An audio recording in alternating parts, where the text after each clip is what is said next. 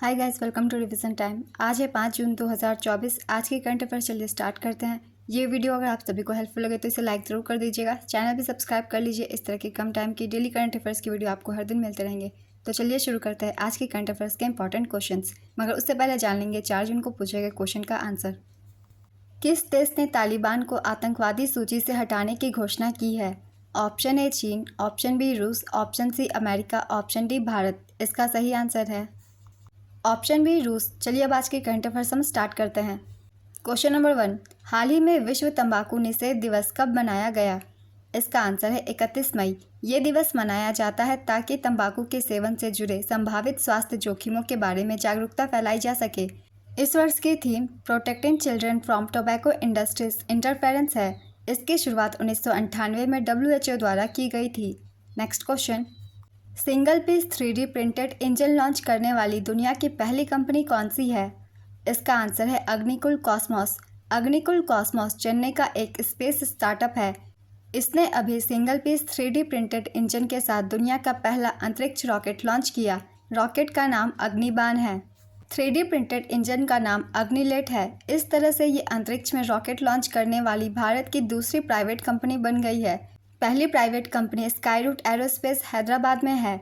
अग्निकुल ने आंध्र प्रदेश के श्रीहरिकोटा में भारत का पहला निजी तौर पर निर्मित रॉकेट लॉन्च पैड धनुष डिजाइन और विकसित किया है। नेक्स्ट क्वेश्चन, कैंपे फ्लेग्रेई जो हाल ही में समाचारों में देखा गया किस देश में स्थित एक सक्रिय ज्वालामुखी है? इसका आंसर है इटली। हाल ही में इटली में कैंपे फ्लेग्रेई सुपर वॉल्केनो क्षेत्र में दशकों का सबसे शक्तिशाली भूकंप आया। इटली की राजधानी रोम है और मुद्रा यूरो। प्रधानमंत्री का नाम जॉर्जिया मेलोनी है। वहाँ के राष्ट्रपति सर्जियो मैटेरेला हैं। नेक्स्ट क्वेश्चन, किस राज्य ने 30 मई को अपना स्थापना दिवस मनाया है? इसका आंसर है गोवा। गोवा 450 से अधिक वर्षों तक पुर्तगाली उपनिवेश रहा। 1961 में गोवा को भारत ने स्वतंत्र कर दिया। 1987 में गोवा को दमन और दीव के साथ केंद्र शासित प्रदेश का दर्जा दिया गया था। बाद में 1987 में गोवा को राज्य का दर्जा दिया गया। उस साल गोवा भारतीय संघ का 25वां राज्य बना। पणजी राज्य की राजधानी थी और कोंकणी को गोवा का आधिकारिक भाषा घोषित किया गया था। नेक्स्ट क्वेश्चन, जिनेवा स्विट्जरलैंड में आयोजित 77वीं विश्व स्वास्थ्य सभा की समिति ए का अध्यक्ष किन्हें नियुक्त किया गया था? इसका आंसर है अपूर्व चंद्रा। केंद्रीय स्वास्थ्य सचिव अपूर्व चंद्रा को जिनेवा में आयोजित हुई 77वीं विश्व स्वास्थ्य सभा की समिति ए का अध्यक्ष नियुक्त किया गया है। जिनेवा में 27 मई से 1 जून 2024 तक आयोजित कार्यक्रम की 3 समितियों में समिति ए की अध्यक्षता भारत द्वारा की गई है। Next question, mass communication internship program हाल ही में किस मंत्रालय ने शुरू किया है? इसका आंसर है जल शक्ति मंत्रालय। हाल ही में जल शक्ति मंत्रालय के अंतर्गत नदी विकास और गंगा कायाकल्प विभाग ने मास कम्युनिकेशन इंटर्नशिप प्रोग्राम की घोषणा की है। इस प्रोग्राम के तहत रिसर्च स्कॉलर विद्यार्थियों को इंटर्न के रूप में शामिल किया जाएगा। इंटर्नशिप की अवधि 6 महीने से 9 महीने की होगी। इंटर्नशिप कार्यक्रम पूरा होने पर उम्मीदवारों को 15,000 रुपये प्रतिमाह का मानदेय और इंटर्नशिप का प्रमाण पत्र दिया जाएगा। नेक्स्ट क्वेश्चन, प्रत्येक वर्ष हिंदी पत्रकारिता दिवस कब मनाया जाता है? इसका आंसर है 30 मई। हिंदी पत्रकारिता की जड़ें भारत में प्रकाशित पहले हिंदी अखबार उदंत मार्तंड के प्रकाशन से जुड़ी हुई है। ब्रिटिश शासन के दौरान उदंत मार्तंड को 30 मई 1826 को कोलकाता में प्रकाशित किया गया था, जिससे देश में हिंदी पत्रकारिता का आरंभ हुआ। मीडिया को अक्सर लोकतंत्र के चौथे स्तंभ के रूप में माना जाता है। नेक्स्ट क्वेश्चन, हाल ही में किस देश ने रूस के खिलाफ यूक्रेन की रक्षा क्षमताओं को मजबूत करने के लिए यूक्रेन को 2 ASC 890 विमानों को दान करने की घोषणा की? इसका आंसर है स्वीडन। स्वीडन ने यूक्रेन को 2 एयरबॉर्न सर्विलांस एंड कंट्रोल 890 विमानों को देने की घोषणा की। ये रडार निगरानी विमान यूक्रेन की लंबी दूरी का लक्ष्य पहचान क्षमताओं को बढ़ाने और अन्य पश्चिमी देशों द्वारा प्रदान किए गए F-16 लड़ाकू विमानों को एकीकरण का समर्थन करने में महत्वपूर्ण भूमिका निभाएंगे। स्वीडन के योगदान को एक महत्वपूर्ण $1.3 बिलियन वाणिज्यिक सहायता पैकेज का हिस्सा माना जाता है, जिसका उद्देश्य यूक्रेन की संघर्ष क्षमता को मजबूत करना है। स्वीडन हाल ही में नाटो का 32वां सदस्य देश बना है। नेक्स्ट क्वेश्चन, हाल ही में भारतीय राष्ट्रीय अभिलेखागार ने किस देश में प्रवासी अभिलेखों का पहला विदेशी डिजिटलीकरण किया? इसका आंसर है ओमान। राष्ट्रीय अभिलेखागार ने ओमान में पहली विदेशी परियोजना शुरू की। नाम है इसका द ओमान कलेक्शन। इसका उद्देश्य 1838 से ओमान में रह रहे भारतीय प्रवासियों के दस्तावेजों को डिजिटल बनाना और संरक्षित करना है। मस्कट में भारतीय दूतावास में आयोजित इस परियोजना में गुजरात के 32 प्रमुख भारतीय परिवार शामिल थे।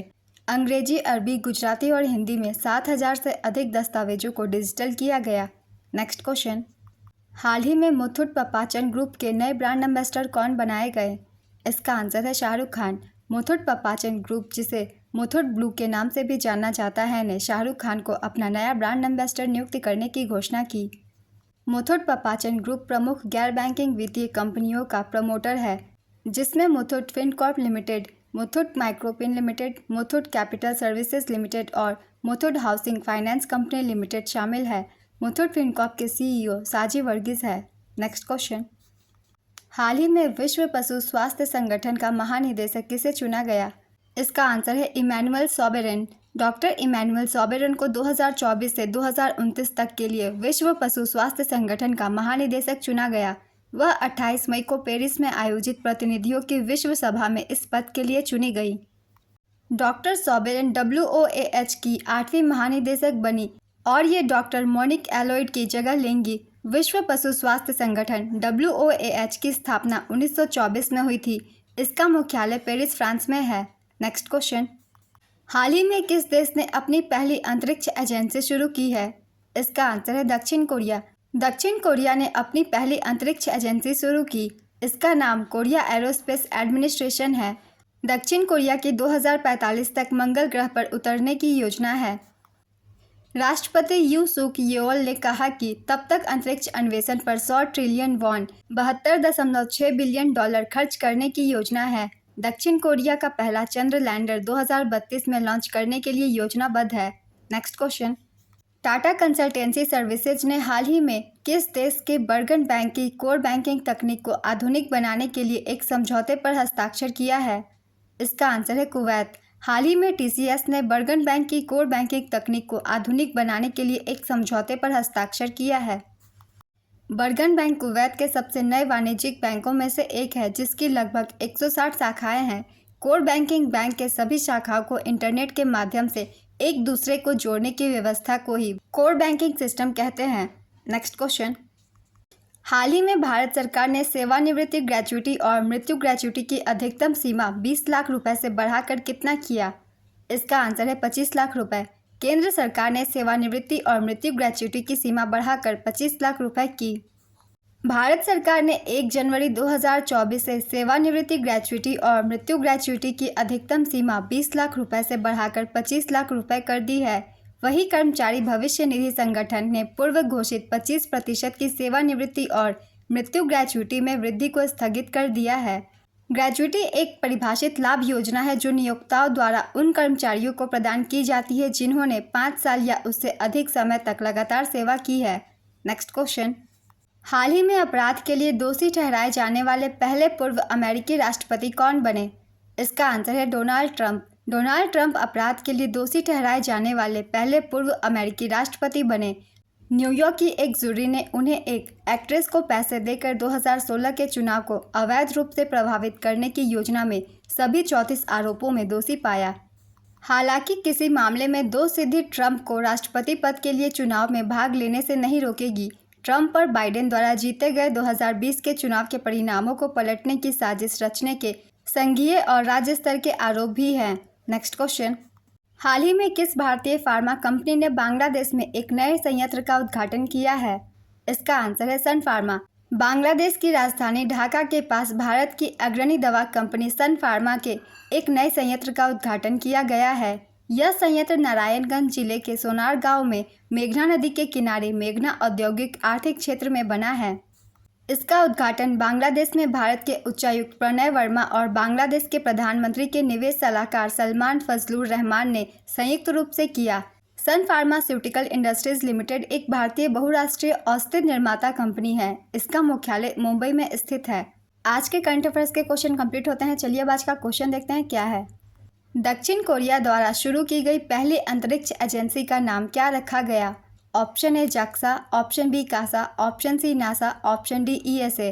अपना आंसर गेस कीजिए या फिर कमेंट बॉक्स में दीजिए। ये वीडियो अगर आप सभी को हेल्पफुल लगी हो तो इसे लाइक कर दीजिएगा। चैनल भी सब्सक्राइब कर लीजिए ताकि इस तरह की कम टाइम की डेली करंट अफेयर्स की वीडियो आपको हर दिन मिलते रहे। फिर मिलते हैं अगली वीडियो के साथ। आप सभी को थैंक यू।